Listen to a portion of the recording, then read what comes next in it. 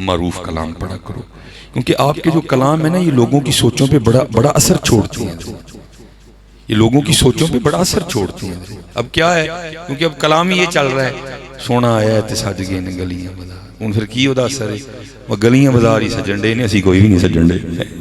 اب حقیقت ہے بھائی، جو بات میں تو کروں گا۔ اور میں نے رات کو پنڈی میں بھی چاروں جگہ یہ پوچھا، چاروں جگہ ماشاءاللہ اسی طرح میں نے سب کو پوچھا، میں نے کہا یار یہ جو آپ نے جو لڑیاں لگائی ہیں یہ کہاں سے آئی ہیں؟ یہ جی ہم نے بازار سے لی۔ میں نے جی بازار والے نے کس سے لی ہیں؟ اس نے ڈیلر سے لی۔ میں نے کہا جی ڈیلر نے کہاں سے منگوائی ہیں؟ اس نے کہا جی چائنا سے۔ تو میں یار پھر میلاد کا مزہ تو نہ آیا، چائنا والی لگ گئی، مدینہ والی اتر گئی، یہ تو نہ مزہ ہوا۔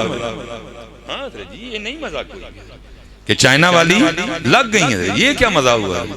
چائنا والی لگ گئی، مدینے والی نہیں لگی، اتر گئی ہیں، یہ تو نہ مزہ آیا۔ نہیں حضرت جی میں آپ سب سے گزارش کروں گا، چائنا والی بھی لگاؤ اور مدینے والی بھی لگاؤ۔ اور آپ کچھ باتیں ہوتی ہیں جو جا کے بابوں سے پتہ چلتی ہیں۔ حضرت یہ انڈیا کے شاعر ہوئے ہیں، میں نے بس ایک دو بندے کی ڈیوٹی لگائی ہے کہ ان کی کو بیاض مل جائے، پتہ چلے وہ ربائی تھی کیا۔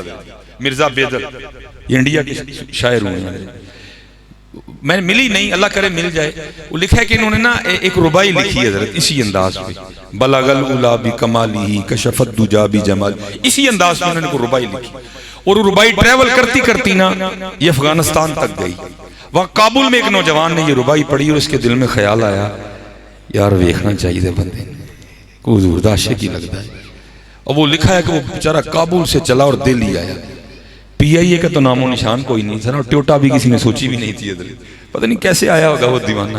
وہ لکھا ہے کہ جب دہلی پہنچا نا اور دہلی کے مرکزی دروازے پہ آ کے نا اس نے کسی بندے کو یہ ربائی سنا کے پوچھا کہ میں نے اس بندے سے ملنا، تو اس وقت مرزا بیدل نہ بیٹھے داڑھی اتروا رہے تھے، تو بندہ آگے سے کہتا ہے جی جنہوں تسی ملنا ہو بیٹھ کے داڑھی لوان دے۔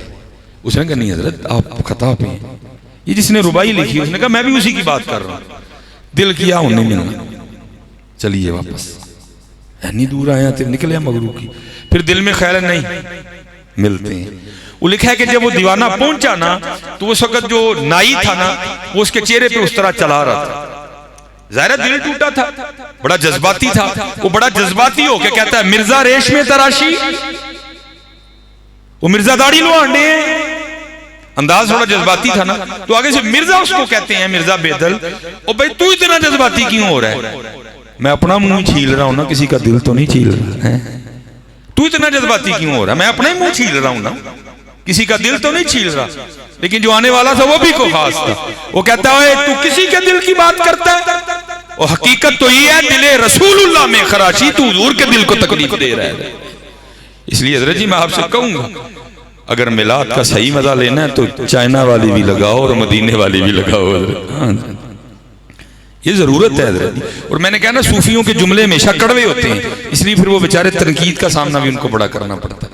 اور یہ جب کسی صوفی نے یہ فقرہ لکھا تھا نا تو تب یہ لائٹیں نہیں ہوتی تھی، تب دیے جلائے جاتے تھے، تو پھر اس نے بڑے دکھ سے ایک فقرہ لکھا تھا، وہ کیا کہتے ہیں؟ وہ کہتے ہیں معبدوں کے چراغوں کو بجھا دو، معبدوں کے چراغوں کو بجھا دو کہ ابھی قلب انسان میں اندھیرا ہے، نہیں ہے، باہر بھی لگاؤ اور اندر بھی لگاؤ۔ اور آج حضرت ہمارے معاشرے کو ضرورت ہے اس بات کی کہ باہر بھی لائٹیں لگیں اور اندر بھی لائٹیں لگیں، کیونکہ لائٹیں باہر ہی ہیں، اب مجھے سمجھ نہیں آ رہی میں اندر کے لیے کیا الفاظ بولوں کہ اندر کے حالات بڑے سخت ہیں۔ نہیں حضرت اس وقت ضرورت ہے کہ ہمارا جو رشتہ حضور نبی علیہ السلام سے روحانی طور پہ کمزور ہوتا جا رہا ہے اس رشتے کو مضبوط کریں حضرت جی۔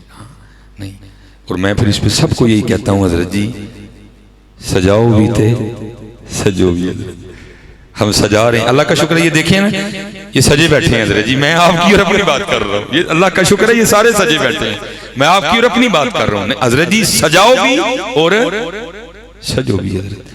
اور میں بس اب وقت اتنا نہیں ہے کیونکہ، اور میں آپ کو دو تین بس باتیں میں کر کے گوش گزار چاہوں گا، اور اللہ کرے حضرت یہ رنگ ہم سب میں چڑھ جائیں کیونکہ وہ کس طرح سجے ہوئے تھے۔ میں اس دن پڑھ رہا تھا کہ جب حضور نبی علیہ السلام کا وصال مبارک ہوا نا، حضور نے پردہ فرما لیا اور جناب سیدنا صدیق اکبر رضی اللہ تعالیٰ عنہ خلیفہ رسول ٹھہرے. تو جو جگہ آپ کے لیے مقرر کی گئی تھی نا وہاں بیٹھے ہوئے تھے. ایک بچی آ گئی اور اس نے آ کے نہ رونا شروع کر دیا. آپ نے اس سے پوچھا کیوں رو رہی ہے؟ وہ کہتی میں اس لیے رو رہی ہوں کہ حضور نبی علیہ السلام کا وصال ہو گیا. آپ نے فرمایا اگر تیرے رونے کی وجہ یہی ہے تو پھر تجھے کیا بتاؤں کہ اس وقت قلب ابو بکر کا کیا حال ہے. وہ کہتی نہیں ایک اور وجہ بھی ہے رونے کی. آپ نے پوچھا وہ کیا ہے؟ وہ کہتی ہے میں یتیم ہوں, میری ماں بھی انتقال کر گئی ہے, میری ایک دادی ہے جو آنکھوں سے نابینا ہے, ہماری بکریاں ہیں ان کا دودھ بیچ کے نا ہم گزر بسر کرتے ہیں. میری جو دادی ہے وہ دودھ نکال نہیں سکتی, میرے چھوٹے چھوٹے ہاتھ ہیں مجھ سے نکلے گا نہیں. رو اس لیے رہی ہوں کہ جب تک حضور نبی علیہ السلام اپنی حیات ظاہری کے ساتھ ہم میں موجود تھے نا, اب روز تشریف لایا کرتے تھے اور ہمیں بکریوں کا دودھ نکال کے دیا کرتے تھے. یہ رنگ کہاں ہے؟ یہ رنگ کہاں گئے؟ یہاں تو جس کو ہاتھ لگاؤ ہر بندہ ہی غصے میں ہے. کیوں؟ کیونکہ حضرت جی ہم نے سجا تو لیا, ہم سجے نہیں کوئی بھی. کہا جب تک حضور اپنی حیات ظاہری کے ساتھ موجود تھے نا, اب روز تشریف لایا کرتے تھے اور ہمیں یار ذرا شان دیکھو ہے محبوب, اگر آپ کو بنانا نہ ہوتا ہم نے اپنا رب کو نہیں ظاہر نہیں کرنا تھا. شان تو دیکھو یار. فرمایا جب تک موجود تھے ظاہری حیات طیبہ کے ساتھ روز تشریف لایا کرتے تھے اور دودھ نکال کے دیا کرتے تھے. اب میں اس لیے رو رہی ہوں کہ حضور نبی علیہ السلام کا تو وصال ہو گیا, اب دودھ کون نکالا کرے گا؟ ذرا سنو یارے غار و یارے مزار, آپ ہی رو پڑے. اور آپ نے فرمایا بیٹی گھبرانا, حضور نبی علیہ السلام کا تو وصال ہو گیا لیکن ابو بکر زندہ ہے, اور جب تک ابو بکر زندہ رہے گا تیری بکریوں کا دودھ آ کے ابو بکر نکالا کرے گا. اللہ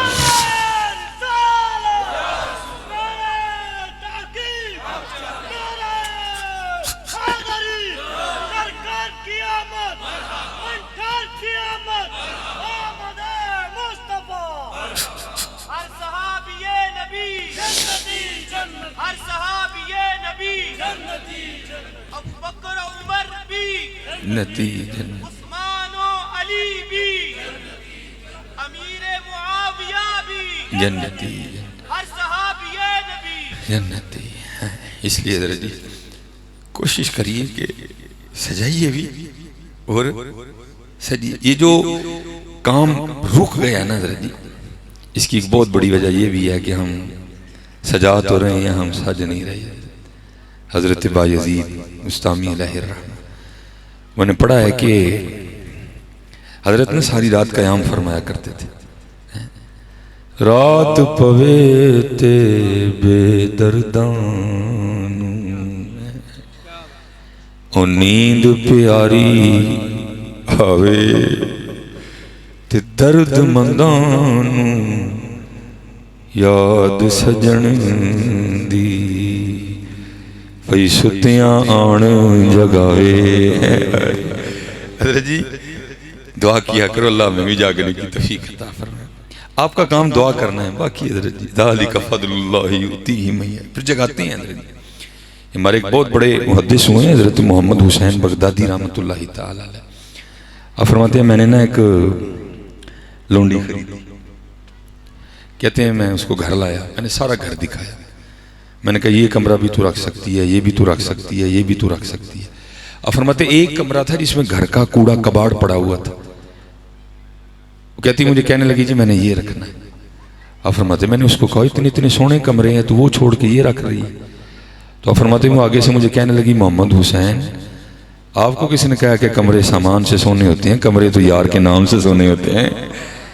میں جہاں بھی رہوں گی اپنے یار کا نام لوں گی کمرے سونے ہو جائیں. فرماتے حیران میں ہوا ایک لونڈی اور اتنی باریک بات. اب فرماتے میں نے کہا ایک گھر سے بک کے دوسرے گھر میں جانے والی ہے, کسی عالم سے سنا ہوگا اس نے مجھے بھی کہہ دیا. کہتے بس وقت گزرتا گیا, اس کے بعد بس کام سے کام. بس کہتے ایک رات کیا ہوا, مجھے پیشاب کی حاجت ہوئی, اور کہتے جب میں اس کے کمرے کے پاس سے گزرا نا تو کیا دیکھتا ہوں, اس کے کمرے سے رونے کی آواز آ رہی ہے. کہتے میں نے کہا کہیں اس کو کوئی تکلیف ہی نہ ہو. کہتے میں نے دروازہ تھوڑا سا کھول کے دیکھا تو کیا دیکھتا ہوں, کوئی درد سے نہیں رو رہی, وہ مصلی پہ کھڑے ہو کے قرآن کریم پڑھتے رو رہی ہے. اور حضرت جی کیا لطف ہوگا ہے سرگی کے وقت قرآن کریم پڑھنے کا. آپ فرماتے وہ اندر رو رہی تھی، میں باہر رو رہا تھا. وہ تو رو رہی تھی نا قرآن پڑھ کے. آپ فرماتے میں اس لیے رو رہا تھا محمد حسین وہ ایک لونڈی ہو کے جاگ رہی ہے اور تو کتنا بڑا عالم ہو کے بھی سویا ہوا ہے. آپ فرماتے وہ اندر روتی رہی، میں باہر روتا رہا. آپ فرماتے جب صبح کا وقت آئے نا مناجات کا وقت، تو وہ دعا کیا کرتی ہے، مختصر کروں گا. یا اللہ تجھے اس محبت کا واسطہ جو تجھے مجھ سے ہے. اللہ یہ مضمون قرآن کریم میں موجود ہے، یحبہم و یحبونہ. آپ فرماتے میں اٹھ کھڑا ہوا. میں نے کہا ٹھیک ہے تیرے معاملات ذرا مضبوط ہیں لیکن اپنے الفاظ واپس لے، اور اس طرح نہ کہہ یا اللہ تجھے اس محبت کا واسطہ جو تجھے مجھ سے ہے، بلکہ اس طرح کہہ یا اللہ تجھے اس محبت کا واسطہ جو مجھے تجھ سے ہے.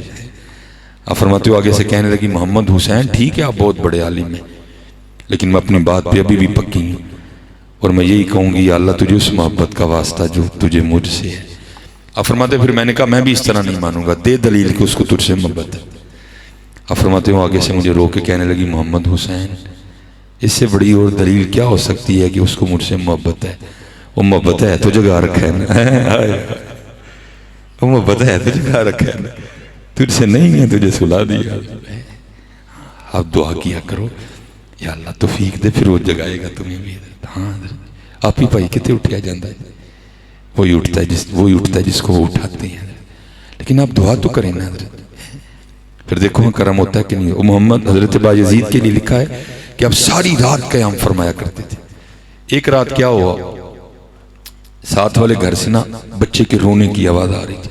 اللہ حضرت ان کے خشوع خضوع اتنے مضبوط تھے کہ میں کہتا ہوں لاکھ بچے بھی مل کے روئیں تو اس میں کوئی فرق نہیں پڑتا تھا حضرت.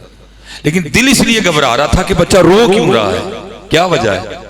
لیکن بڑے محتاط لوگ تھے حضرت. وہ رات کو آپ نہیں گئے، صبح نماز فجر پڑھ کے جب مستعام والے اٹھ گئے گہما گہمی ہوئی، آپ نے جا کے دروازے پہ دستک دی تو وہ ایک عورت نکلی. آپ نے پوچھا تیرے گھر میں کوئی مرد نہیں ہے؟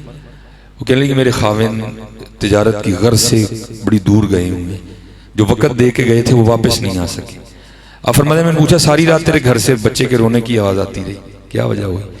وہ کہنے لگی میرے خاوند آ نہیں سکے اور ان کی غیر موجودگی میں میرے گھر ایک بچہ پیدا ہوا ہے، اور جو وہ خرچہ دے کے گئے تھے نا وہ ختم ہو گئے، اور اب حال یہ ہے کہ رات کو دیے میں ڈالنے کے لیے تیل بھی نہیں تھا. ساری رات بچہ اندھیرے کی وجہ سے روتا رہا ہے. یہ تھے وہ لوگ حضرت جی جو سجاتے بھی تھے جو سجتے بھی تھے حضرت. آپ اسی ٹائم بازار گئے، جو ضرورت کی اشیاء تھی سب خرید کر لا کے دی. فرمایا میں بھی خیال رکھوں گا لیکن تجھے ضرورت پڑے نا تو تو نے بھی بلا جھجک مجھے پیغام بھیجنا ہے، میں پورا دھیان رکھوں گا. وقت گزر گیا، خامن واپس آ گئے. اس نے آ کے پہلا سوال یہ کیا پریشانی تو نہیں ہوئی؟ اس نے کہا بس ایک رات ہوئی تھی پھر نہیں ہوئی. اس نے کہا ایک رات کیوں ہوئی پھر کیوں نہیں ہوئی؟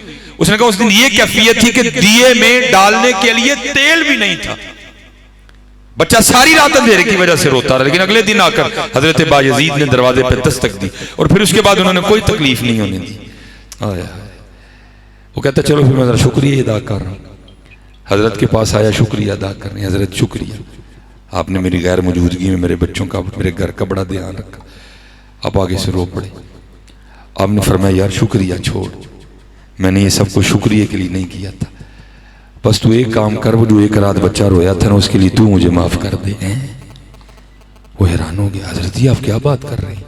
آپ نے فرمایا ہاں تو شکریہ کو چھوڑ، وہ جو ایک رات بچہ رویا تھا نا تو اس کے لیے مجھے معاف کر. بتا معاف کر دیا؟ وہ بھی رو پڑا، حضرت جی آپ کیسی بات کر رہے ہیں؟ آپ نے فرمایا بات یہی ہے، ہم نے اپنے بڑوں سے سنا، انہوں نے صحابہ سے سنا کہ صحابہ فرماتے ہیں کہ حضور نبی علیہ السلام ہمسائے کے لیے اتنی تلقین فرمایا کرتے تھے ہمیں گما ہو گیا تھا کہ حضور نبی علیہ السلام ہمسائے کو وراثت میں شریک نہ کر. میں نفل پڑھتا رہا اور ساری رات تیرا بچہ روتا رہا، تو پہلے مجھے بتا تو نے معاف کر دیا؟ وہ آگے سے رو کے عرض کرتا ہے حضور معافی کو آپ بھی چھوڑیں اور پہلے اس طرح کریں کہ کلمہ پڑھا کے مجھے بھی اپنے دین میں شامل کر لیں. سجے بھی اور سجائیں بھی، سجائیں بھی اور سجے بھی، کیونکہ ہم سجا رہے ہیں، ہم سج نہیں رہے حضرت. اور یاد رکھیے گا حضرت حضور نبی علیہ السلام کی جو خوشی ہے وہ سجانے میں بھی ہے اور وہ سجنے میں بھی ہے حضرت. اور آپ سج کے تو دیکھیں حضرت جی، پھر دیکھیں تو صحیح کیا کرم ہوتا ہے، کیا فضل ہوتا ہے حضرت. صرف کمی یہی ہے حضرت کہ ہم تو مائل بکرم ہیں، کوئی سائل ہی نہیں حضرت. راہ دکھائیں کسے کوئی راہ روے مندل ہی نہیں. صرف حضرت جی معاملے تھوڑے اس سمت چل نکلے. حضرت خواجہ محمد معصوم رحمۃ اللہ تعالی، بس میں اسی پہ بات کو سمیٹوں گا. آپ فرماتے ہیں مجھے حضور نبی علیہ السلام نے مدینہ پاک بلایا. حضرت مجدد الفسانی رحمۃ اللہ تعالی علیہ کے فرزند اکبر کہتے میں جب حاضر ہوا نا بابو سلام سے اندر داخل ہوا. اب وہاں بندے کی کیا کیفیت ہوتی ہے؟ سب سے پہلے میں حضور نبی علیہ السلام کی بارگاہ میں جا کے نہ سلام پیش کروں. اب فرماتے میری بھی یہ کیفیت تھی، لیکن ساتھ ایک اور رنگ بھی تھا. وہ کیا؟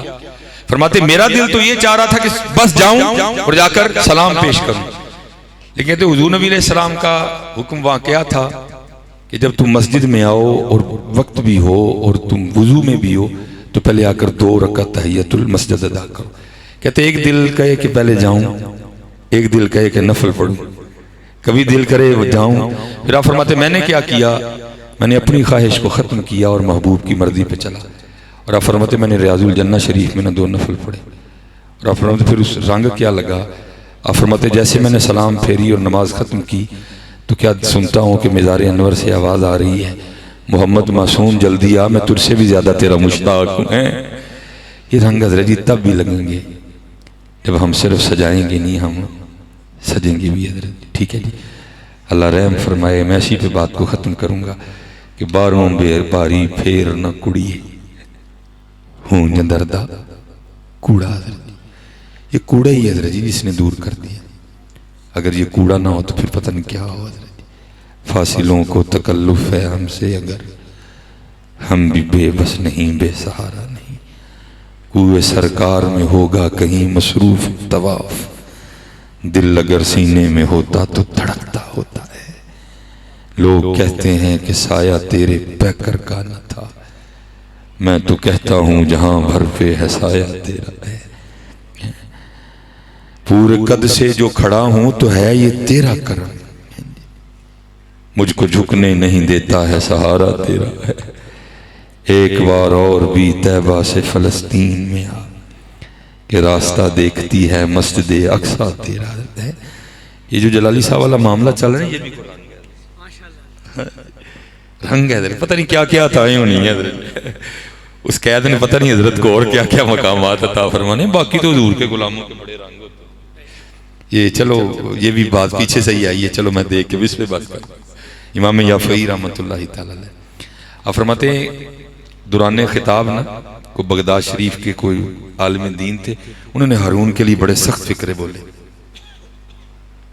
وہ آ کے ایجنسیوں نے خبر دے دی کہ حضرت مولوی صاحب نے جمعہ چوک تاڑے دل آیا. اس نے کہا پھڑ کے لیا مولوی، اور وہ لے آئے. میں نے پڑھا ہے کہ اس نے قید خانے میں نہیں ایک ڈبے میں بند کیا جس میں بندہ حرکت بھی نہیں کر سکتا. 1-2 دن میں بابا جی لگے جائیں گے.